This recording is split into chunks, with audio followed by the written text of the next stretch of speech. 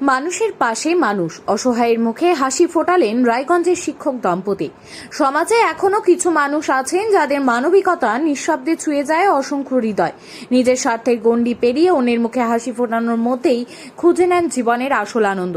ঠিক তেমনই এক মানবিক দৃষ্টান্ত করলেন রায়গঞ্জের বিশিষ্ট শিক্ষক গৌতম কুমার দত্ত ও তার স্ত্রী নিবেদিতা গোপ। সম্প্রতি শিক্ষক দম্পতি পশ্চিম মেদিনীপুরে গিয়ে এক অসহায় ও শারীরিকভাবে প্রতিবন্ধী ব্যক্তির হাতে তুলে দেন একটি ইলেকট্রিক অটোমেটিক হ্যান্ডিক্যাপ রিক্সা। দীর্ঘদিন ধরে চলাফেরায় চরম সমস্যার মধ্যে থাকা ওই ব্যক্তির জীবনে যেন নতুন আলোর দিশা হয়ে এলো এই উপহার। রিক্সাটি হাতে পেয়ে আবেগে ভেঙে পড়েন তিনি এবং তার পরিবার। শুধু এই একদিন নয়, সমাজসেবার কাজের সঙ্গে দীর্ঘদিন ধরেই জড়িয়ে রয়েছেন গৌতম বাবু ও তার স্ত্রী। কখনো অসহায় মানুষের পাশে দাঁড়ানো, কখনো শিক্ষার আলো পৌঁছে দেওয়া, আবার কখনো আর্থিক সাহায্যের হাত বাড়িয়ে দেওয়া। নীরবে নিভৃতে মানব সেবার কাজ করে চলেছেন তারা। বর্তমান সময়ে যেখানে স্বার্থপরতার ছবি প্রায়শই সামনে আসে, সেখানে এই শিক্ষক দম্পতি এমন উদ্যোগ সমাজের কাছে এক অনন্য বার্তা বহন করছে। মানবিকতার এই স্পর্শই যেন আবারও মনে করিয়ে দিল মানুষ মানুষের জন্য।